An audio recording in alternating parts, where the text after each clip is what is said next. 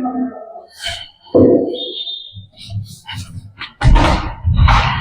प्यारे बच्चों, मैं आपका रवि सर फिर से एक नया वीडियो के साथ आया हूं।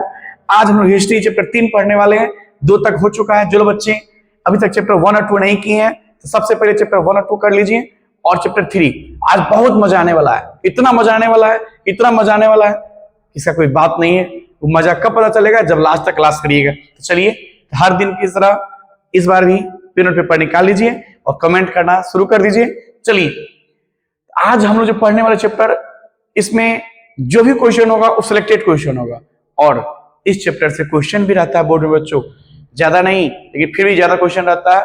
यदि इतना भी कर लेते हैं अच्छा मार्क्स ला सकते हैं। तो चलिए, तो तैयार है आप लोग? तैयार हैं तो लाइक कर दीजिए ना। चलिए शुरू करिए। तो इसमें ज्यादातर क्वेश्चन बच्चों मिलेगा आपको महाभारत का। जी, महाभारत हम लोग का 2 महाकाव्य होता है, एक रामायण होता है, एक महाभारत होता है। तो इसमें अधिकांश क्वेश्चन महाभारत से मिलेगा। तो चलिए, सबसे पहला क्वेश्चन आपको दिख रहा है, थोड़ा सा बड़ा कर देते ताकि आपको अच्छे से दिखे। चलिए, दिख रहा है बच्चों? दिख रहा है तो जरूर कमेंट कीजिए कि जी सर दिख रहा है, स्क्रीन दिख रहा है। कमेंट करिए फटाफट। दिख रहा है? सब बच्चे यस लिखेंगे, यस। स्क्रीन दिख रहा है, एस लिखिए, यस लिख दो सब कोई, फटाफट यस लिखो। चलिए, आश्रम व्यवस्था में कितने प्रकार के आश्रम का उल्लेख है? यानी चैप्टर में सबसे पहला ही क्वेश्चन आ गया, आश्रम व्यवस्था। बच्चों ध्यान रखिएगा, यह क्वेश्चन दिख रहा है आश्रम व्यवस्था।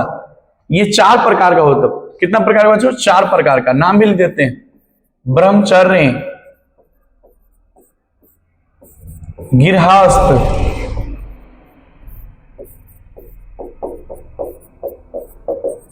वानप्रस्थ, सन्यासी। ध्यान रखिएगा बच्चों, आश्रम व्यवस्था 4 प्रकार है। कितना प्रकार का? 4। तो ऑप्शन कौन सा होगा? बी। कौन कौन है? ब्रह्मचर्य, गृहस्थ, वानप्रस्थ, सन्यासी। इसमें हुआ क्या कि प्राचीन काल में बताया गया कि एक मनुष्य जब जन्म लेता है तो इसको 4 वर्गों में, पूरे जीवन से लेकर मरण तक 4 वर्गों में बांट दिया गया। तो पहला जो दिया गया ब्रह्मचर्य, ये बोला गया 0 से 25 वर्ष। 0 से 25 वर्ष। इसको बोला गया 25 से 50। ध्यान रखिए बच्चों, 25 से 50। इसका बोला गया 50 से 75। इसका बोला गया 75 से 100। बोला गया ब्रह्मचर्य एक ऐसा एज है जिसमें आप खुद के लिए कुछ करिए। जैसे हम स्टूडेंट हैं तो मेरा काम पढ़ना है, तो हम केवल पढ़ाई करेंगे, पढ़ाई के सिवा अपना समय कहीं व्यर्थ नहीं करने वाले। एक शायरी भी है आपके लिए ही है, बताओ? तो कमेंट करो यस। बताएंगे, शायरी सुनाएंगे आपको। शायरी सुनाए ना, बोलो ना यस। तो चलिए, यही है, इस पर शायरी है कि जो व्यक्ति 0 से लेकर 25 तक, जो व्यक्ति 0 से लेकर 25 तक अपना समय अपने पे खर्च करते हैं, बाद में वही व्यक्ति गूगल पे सर्च होते हैं। तो आप भी चाहते गूगल पे सर्च होना, तो आप भी मेहनत कर दीजिए। ये समय किसी को मत दीजिए, क्योंकि आपका समय गृहस्थ जो 25 से 50 तक चलता है, इसमें क्या है कि आप अपने परिवार बनाइए, यानी शादी ब्याह कर लीजिए और घर परिवार को चलाइए, यानी खेती गृहस्थी करिए। वानप्रस्थ में यानी जंगल की तरफ निकल जाइए। ये 75 में सन्यासी बन जाइए। सन्यासी मतलब अपने जो बंधन है, बेटा बहू, सब बंधन से मुक्त हो जाइए। अब कोई दिक्कत? आइए, तो आश्रम व्यवस्था कितना प्रकार का बच्चों? 4 प्रकार का। चलिए, अगला क्वेश्चन आपके ऊपर है कि अश्वमेध यज्ञ का आयोजन क्यों किया जाता है? पहले यज्ञ होता था बच्चों, अश्वमेध यज्ञ, बहुत बड़ा यज्ञ होता था, राजा महाराजा करते थे। तो पूछ रहा यज्ञ क्यों करते थे? तो शाही संप्रभुता के लिए। शाही मतलब राजा, संप्रभुता मतलब कि इसमें जितना साम्राज्य और बढ़े और तरक्की करे, समाज फले फूले, शाही संप्रभुता के लिए। बच्चों सही आंसर ए फॉर क्या? आओ जी, अब लोग आ जाइए जल्दी जल्दी। जो लोग बच्चे भी ज्वाइन नहीं किए जल्दी ज्वाइन कर लीजिए। आप सब दोस्तों को शेयर भी कर, जल्दी जल्दी शेयर करिए, फटाफट शेयर, सब्सक्राइब करना नहीं भूलिएगा, फटाफट करिए। चलिए, नेक्स्ट क्वेश्चन है कि कुरुक्षेत्र का युद्ध किसने जीता था? एक महाभारत अभी चर्चा हम लोग कर रहे थे, तो महाभारत में एक लड़ाई हुआ था। इस लड़ाई में 2 भाई हुआ था, 2 भाई में लड़ाई था, एक कौरव एक पांडव। 2 भाई में लड़ाई हुआ बच्चों, ध्यान रखिएगा, एक पांडव में एक कौरव में, दोनों भाई। और दोनों भाई का युद्ध को ही महाभारत कहा जाता है। इसमें पूछ रहा जीता किसने? तो ध्यान रखिएगा, पांडव जीत गया। पांडव 5 भाई थे बच्चों, पांडव 5 भाई, कौरव 100 पुत्र था, 100 भाई। ये 100 था तो कौरव कहलाया था, ये 5 था तो पांडव कहलाया। तो 100 भाई रहने के बाद भी कौरव युद्ध हार गया। अब 5 भाई रहने के बावजूद भी पांडव युद्ध जीत गया। क्यों जीत गया? क्योंकि पांडव सत्य की रास्ता पर चलता था, धर्म की रास्ता पर चलता था, ये अधर्म की रास्ता चुन लिया था बच्चों। तो ध्यान रखिएगा, सत्य की हमेशा जीत होती है। तो आप लोग जिंदगी में हमेशा सत्य के साथ चले और ईमानदारी के साथ चले। ईमानदारी, जिंदगी में कभी झूठ मत बोलिएगा बच्चों। अभी बच्चे क्लास करते भी नहीं, बोलते जिसे करते हैं, कैसे होगा? अभी मान लीजिए आपके लिए मैंने 400 टारगेट का जो बनाया था क्रैश कोर्स में, शुरू भी हो गया, चैप्टर 3 तक आ गए, अब बहुत सारे बच्चे अभी तक ज्वाइन नहीं किए हैं, तो कैसे होगा ईमानदारी के साथ? बताइए। तो सभी को ज्वाइन कर लीजिए फटाफट और ईमानदारी के साथ पढ़ना शुरू कर दीजिए। देखिए 5 भाई होने के बाद भी युद्ध जीत गया, 100 भाई के बाद भी हार गया। इसलिए मेहनत करिए, मेहनत, क्यों मेहनत करिएगा तो आपके साथ सभी आपके साथ है, आपके जरूर अच्छा होगा। अगला क्वेश्चन है, गंगा पुत्र किसे कहा जाता है? क्वेश्चन 4 है, गंगा पुत्र किसे कहा जाता था? बताइए बच्चों, किस व्यक्ति को गंगा पुत्र कहते थे? भीष्म को, ऑप्शन सी। भीष्म को बच्चों, भीष्म, यस, ऑप्शन सी है। भीष्म को गंगा पुत्र कहा जाता था। याद कर लीजिएगा कि गंगा पुत्र किसे कहते थे? तो भीष्म को। याद करते चलिए बच्चों, अब समय नहीं मिलेगा दोबारा याद करने का। महाभारत युद्ध कितने दिन तक चला था? यानी महाभारत का जो युद्ध हुआ था कितने दिन तक चला था? बच्चों बताइए, सही आंसर क्या होगा? 18 दिन। यह क्वेश्चन तो आपके लॉलीपॉप जैसा होना चाहिए बच्चों। महाभारत की रचना किस भाषा में हुई थी? बताइए, भाषा कौन था? Option A Sanskrit. महाभारत किसने लिखा था? अब ये क्वेश्चन सही आ गया, बताइए फटाफट। 7वां के आंसर आप बताइए कमेंट में कि महाभारत किसने लिखा था। बताइए बच्चों, महाभारत किसने लिखा था? आंसर डी, महर्षि व्यास ने। जाति का लक्षण नहीं है, जाति का लक्षण नहीं है, जल्दी बताइए 8वां कौन सा आंसर होगा? फटाफट बताइए, बताइए बच्चों क्या होगा? साम्या। अगला क्वेश्चन 9 नंबर, जो बहुत ही खतरनाक लगा देखने से ही। ये खतरनाक नहीं है क्योंकि हम आपके साथ है, खतरनाक नहीं। भवन शब्द का प्रयोग अपने मूल शब्दों से भारतीय यूनानियों के लिए किया जाता था, किंतु प्रथम सदी ईस्वी के आसपास इस शब्द का प्रयोग बिना किसी भेदभाव किया जाने लगा। कौन था बताइए इसमें आंसर? ब्राह्मण के लिए, बौद्ध के लिए, जैनियों के लिए, विदेशी के लिए? किसके लिए किया जाता था? बताइए फटाफट बच्चों आंसर। किसके लिए? विदेशियों के बच्चों, जो लोग विदेश से आते थे ना उनके लिए प्रयोग करते थे, विदेशियों के लिए। चलिए अगला बताइए फटाफट बच्चों, किस काल में वर्ण व्यवस्था वंशानुगत जाति में परिवर्तित हो गया? बताइए फटाफट, कौन सा काल होगा? किस काल में? जल्दी बताइए। क्योंकि पहले जो था ना जाति एक कर्म के आधार पे था, अब वर्ण 4 प्रकार का होता है। ध्यान रखिए बच्चों, वर्ण जो दिया गया है वर्ण व्यवस्था 4 प्रकार का होता है। वर्ण व्यवस्था 4 प्रकार का, नाम याद कर लीजिए। ब्राह्मण, क्षत्रिय, वैश्य, शूद्र, 4 जाति होता बच्चों। तो पूछ रहा कौन सा काल में ये जाति में बदल गया? पहले बनाया गया कर्म के आधार पर, लेकिन बाद में वो जाति के अनुसार हो गए। तो किस काल में हुआ? जल्दी बताइए 10वां का आंसर। हाँ, उत्तर वैदिक काल में बच्चों, ए आंसर सही है, उत्तर वैदिक काल।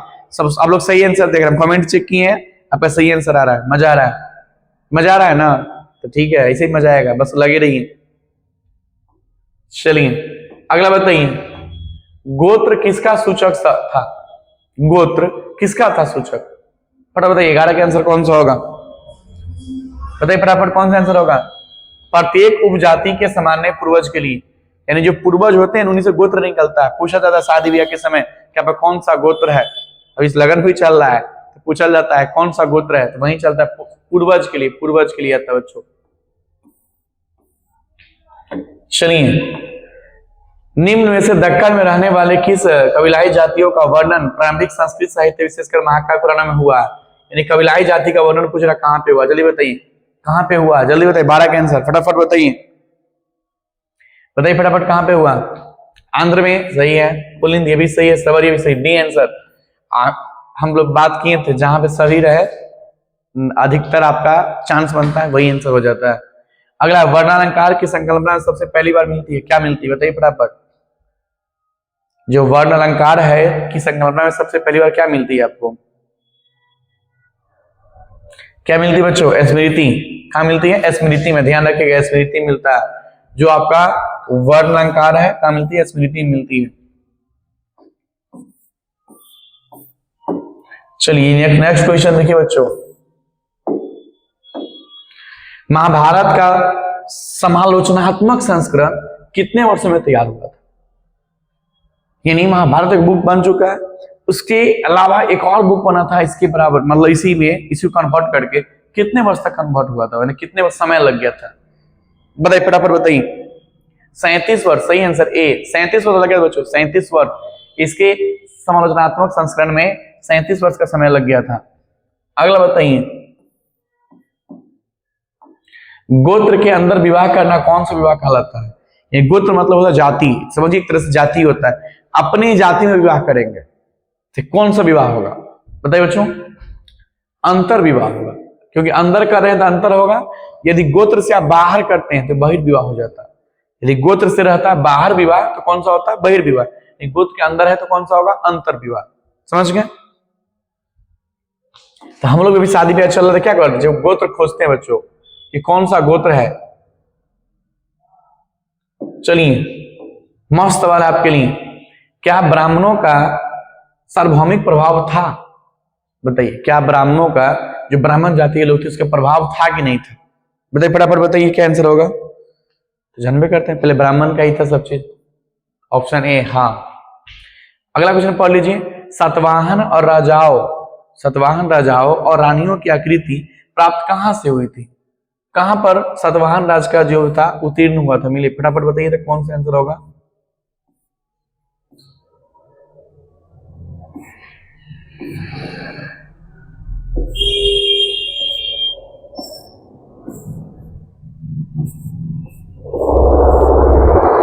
बताइए बच्चों, कहां पे मिला था? जल्दी बताइए, कौन सी दीवार था? बताइए फटाफट, कहां मिला था?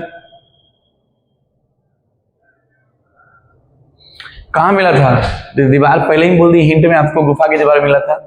अगला बताइए, द्रोण अद्वितीय तीरंदाज किसको बनाना चाहते थे? यहाँ पर होगा द्रोणाचार्य, एक था द्रोणाचार्य, गुरु थे, समझ गए ना? किसको सबसे ज्यादा तीरंदाज बनाना चाहते थे? बताइए। इसमें कहानी ही बच्चों कि एक गुरु थे, इसका नाम था द्रोणाचार्य, इनका एक शिष्य था अर्जुन, जो पांडव में से एक भाई है। तो वही द्रोण इनको आशीर्वाद दिए हुए थे अर्जुन को कि हे अर्जुन, तुमसे बड़ा दुनिया में कोई धनुर्धर नहीं होगा, तुम ही सबसे बड़ा धनुर्धर हो गए। लेकिन हुआ क्या, पहले तो आश्रम चलता था बच्चों, आश्रम में लोग पढ़ाई करते थे। एक लड़का आया, इसका नाम था एकलव्य, जो बहुत ही काले टाइप के लड़का थे, निम्न कास्ट के थे। वो आया तो हुआ क्या कि एकलव्य तो निम्न कास्ट के थे, यहाँ राजा महाराजा के लड़के पढ़ते थे। तो द्रोणाचार्य गुरु होने के बाद थोड़ा सा गलती कर दी, इस एकलव्य को नहीं पढ़ाए, बोला कि यहाँ पे आपके जगह नहीं, आप नहीं पढ़ सकते हैं। एकलव्य निराश होकर चले गए, लेकिन हार नहीं माने। तो वह भी एकलव्य जो लड़का था वो भी चाहता था कि हम भी तीर, मतलब जो तीर होता है तीर चलाना, वो सीखें, लेकिन गुरु ने मना कर दिया।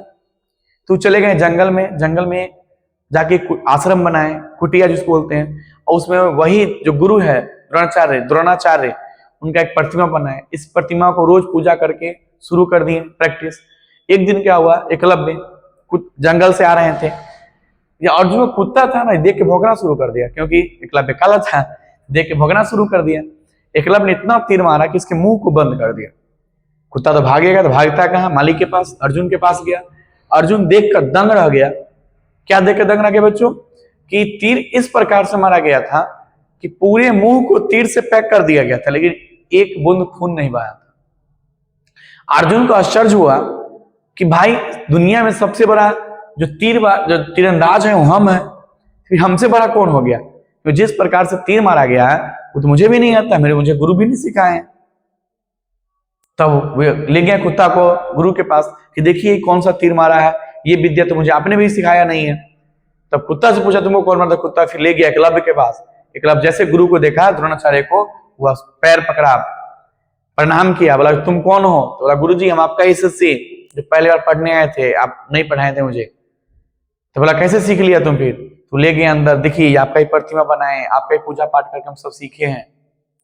तो बोला ठीक है सीखा है तो मुझे गुरुदक्षिणा देना होगा ना, गुरुदक्षिणा दो। तो बोला क्या चाहिए गुरु जी बताइए? तो उन्होंने दाएं हाथ का अंगूठा मांगे बच्चों, समझिए दाएं हाथ का अंगूठा। अभी का बच्चा होता था फिर नहीं दे पाता, लेकिन वो बच्चा था अपना प्राचीन काल का, वह 1 मिनट भी ना सोचे अंगूठा काट के दे दिया इसको। काहे मांगा पता है बच्चे?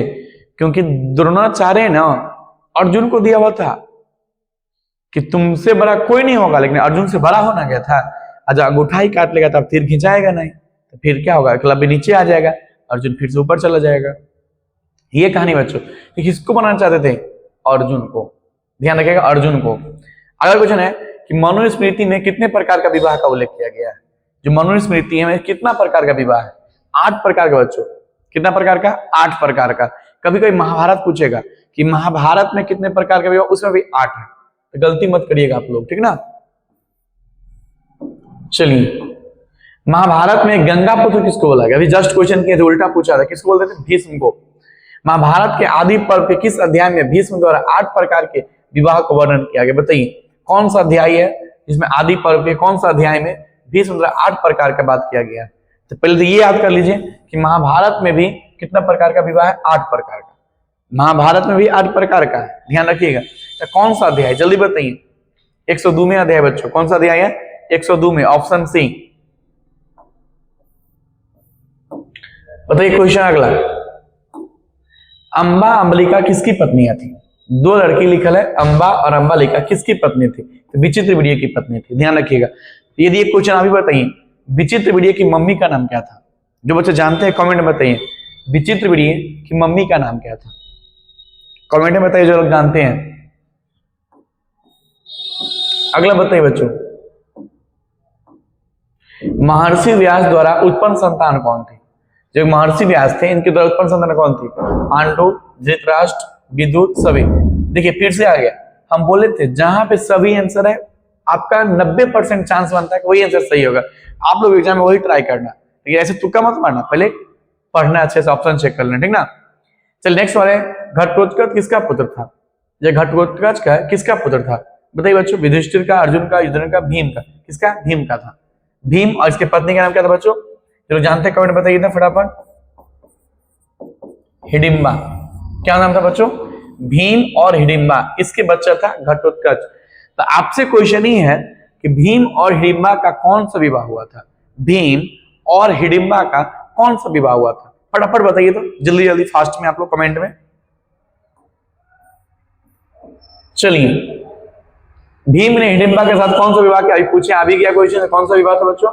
गंधर्व विवाह था। कौन सा था? गंधर्व। गंधर्व विवाह मतलब एक प्रकार का ऐसा विवाह था जिसमें क्या लड़का लड़की एक दूसरे के गुणों से आकर्षित होकर खुद से शादी कर लेते हैं, समझ गए? उसको बोलते गंधर्व विवाह। अगला, द्रौपदी किसकी पत्नी थी? अर्जुन है, नकुल है, सहदेव है, देखिए सभी। फिर से बच्चों देखिए, गौर करिए आप, जहां भी सभी आंसर है वही हो जाता है। ऐसे द्रौपदी जो है वो आपके, ध्यान रखिएगा, बहुपति का एग्जाम्पल है, बहुपति। क्योंकि यह एक नहीं, पूरे पांडव, 5 को पांडव है, 5 को पत्नी है द्रौपदी, ध्यान रखिएगा। अगला क्वेश्चन होते फटाफट बच्चों, जल्दी जल्दी हो जाएगा।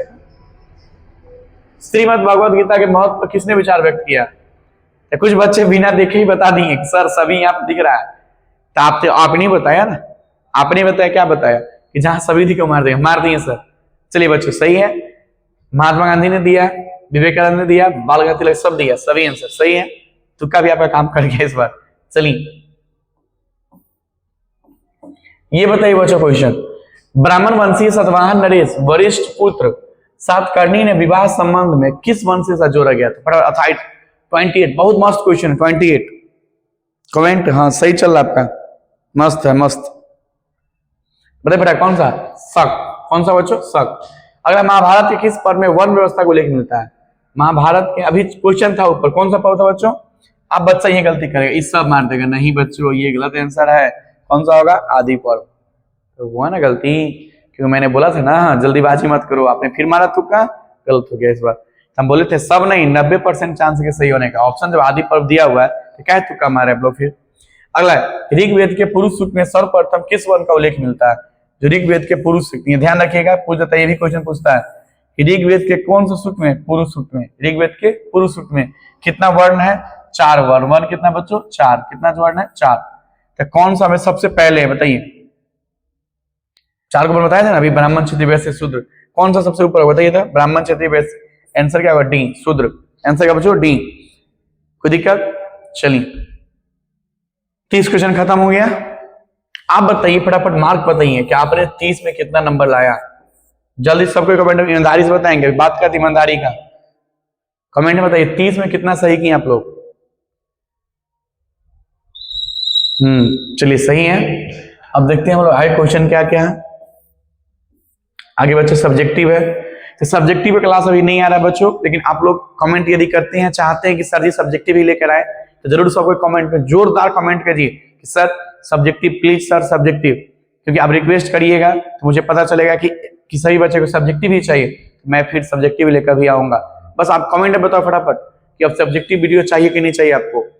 कमेंट करिएगा तभी सब्जेक्टिव आएगा, ऐसे नहीं आएगा वो।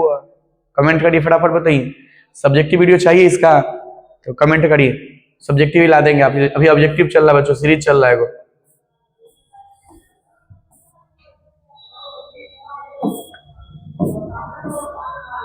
चलिए बच्चों चैप्टर 4 आ गया, तो चैप्टर 4 हम लोग नेक्स्ट वीडियो में मिलेंगे। तब तक के लिए जय हिंद। और जो बच्चे लास्ट तक वीडियो देखे हैं, एक बार आप भी जय हिंद बोल दीजिए, मजा आना चाहिए। जय हिंद बोलिए, जय हिंद फटाफट, जय हिंद जल्दी कमेंट कीजिए, जय हिंद, जय हिंद फटाफट कमेंट करिए जय हिंद का। तो चलिए हम लोग नेक्स्ट वीडियो में मिलेंगे चैप्टर 4। तब तक के लिए जय हिंद। आप लोग मजे से पढ़िए और आपका दिन अच्छा हो, दिन अच्छा हो। Have a nice day.